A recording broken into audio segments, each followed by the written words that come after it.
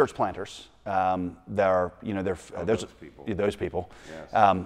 It's a lot different church planting world. Not so much the culture. I'm thinking about just the networks and things. Yeah. Than when you planted in New York. How many years ago now? Almost 28. Yeah, 28 years ago. So, how would you just, what are some steps that you think, with the kind of cards we have in our hand now, what would you encourage church planters coming out of a church like this one? And here's some, 3 or 4 things to avail yourself of. Whether it's a network to tie into. I mean, obviously you're a big fan of City City, but just how to think about denominational involvement, how to think about relating to other churches in the city. I mean, when our guys get there, there's 100 people that are wanting to connect with them, and it's a little wearying. Who's trying to connect with them? Well, sometimes it's other planters, sometimes it's other, and they're trying to figure out, who's my tribe going to be? Is it my Southern Baptist, because that's our heritage, or is it one of these other networks? Yeah, no, it is different. Even when I was planting in the the late 1980s, even then it was it seemed like there was a lot of church planting going on compared to when I actually became a minister in the early 1970s, and there was like 1 or 2 books that you could even buy about church planting. There were like 2 books in print on church planting. And so there was almost, and I was.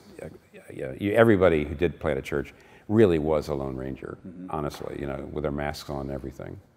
I would say the thing I needed and I didn't have, and nor did I really probably did such a person exist, you do need to have mentors. That's the one thing you've got to have, and you can't, sometimes, as you know, the most quote unquote successful church planters, they flame out after making a big start, because there's a kind, generally church planting attracts the kind of person that doesn't really want to be mentored, I think, or doesn't like to take orders, doesn't like to take a lot of, they feel like, I can do this, I can handle this. They're entrepreneurial, they're creative, they don't like supervision. And so I do think you need to submit to it. You need to find supervisors, you need to find mentors. You need it more than you think. That's the main thing. The other thing, by the way, I actually do believe, partly maybe for various reasons, that you definitely need to be part of a network with some teeth in it. What does teeth mean? And it means accountability, it's not just a brand, not just a website, but some accountability where somebody could say, what are we committed to? What's our doctrine? And what's our practice? Now, in the old days, used to call that a denomination, and nobody wants to. Denomination means denomination, and the word an institution. Ooh, bad. But so we have networks, we have associations. But if they're too loose, there's no accountability on your life and your doctrine. You've got to have accountability for your life and your doctrine, and you've got to have a mentor and a supervisor. Beyond that, I would be really, really flexible and be very careful about being involved in too many things. You've got to. Right. What scares me a little bit is how quickly, once the church takes off, I see guys writing books, doing seminars, telling people, how they do it, building up their social media platform, saying, "What about pastoring people?" I live in a little cul-de-sac in New York. It's about 12,000 people on an island between Queens and Manhattan, so it's very urban. It's just like the rest of New York City, but it's a little self-contained, and it's called Roosevelt Island. And there's a guy planning a church there who has really done it in the old-fashioned way. I mean, there was a guy that has worked in my building. He's on the staff of the building for years and years. I've known him. He struggled a lot. He has had a lot of problems in marriage and drinking and that sort of thing. And he lives just right off the island. And I remember we used to always try to get him to come to Redeemer. He never would. And just the other day, he said, "Oh, Pastor Dan's been by. I've been going to. I need to go to his church." There's a guy planning a church on the island, and he's doing it the old-fashioned way. He just knows everybody. He knows everybody. He knows the staff of all the apartment buildings. He knows who works in every retail shop. He just knows everybody, and he invites them, and he goes back, and when there's a problem, even if they're not, part of his church, he goes to the hospital with them.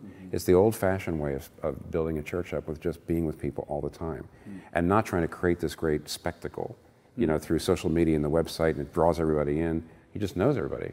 Now, I mean, it's and there's a lot of church planners that, because they get pulled into so many things, like so many conferences and so many, no offense to conferences, and so many, yeah. So you need accountability, you need a mentor and a supervisor, and then you need to build your church up for a long time before you. How long was yourself. it? Your first book was Ministers of Mercy, is that right? Well, I wrote that. Yeah, I wrote that when I was in seminary. When I was a teacher at seminary. So how long was it between? I've always found this inspiring. Between when did you really start to publish books? You were how old? I was 58. 58. Yeah, in 2008 I wrote A Reason for God, and I'd actually been at Redeemer for 20 years, 19. And that's a path you would encourage. Absolutely, Okay. absolutely. You know, it takes the book writing thing takes time. All right. How do you put out like 6 a week? Who said I put out 6 a week? I feel like every other day there's one shows up, and I literally can't even plagiarize them. Do you care? What? If you really care, here's the point. Because I waited, brother. Because I waited. Because what happens is, if you've been in the ministry for, at that point, like 30 years, Yeah. you've been teaching on all these subjects. So you suddenly have material. You don't have to sit down and say, well, I got to work on it. You got all this material. It's a matter of just getting it in the book. There's 3 reasons to wait. One is you change your mind as a younger man until you become older. It's a little embarrassing. Right. So wait till you've figured out what you think. Right. Secondly, you've got lots and lots and lots of material, and also you've counseled people. It's not just in your head. You've lived it out. You've suffered yourself. You've been through cancer. You've worked on people's marriages, and so by the time you get a chance to put the stuff in writing, it's got some life connection. Right. And then thirdly, you actually, I don't think your people should be giving up your broader ministry. You should earn that by really building into your local ministry for a long time before you start doing the broader ministry. Right. But if your church even gets a little bit bigger, the waters part and everybody wants you to do all this stuff, come speak at the conference, tell us how you do it. Right. Even after a year, people suddenly said, you got to come here and tell us how you've done this wonderful thing that you started a church in Manhattan, which is so hard. And it turns your head, it works on your ego. But I think you need to just put your head down and concentrate on your own job. That's good. That's good. Thank you. You're welcome.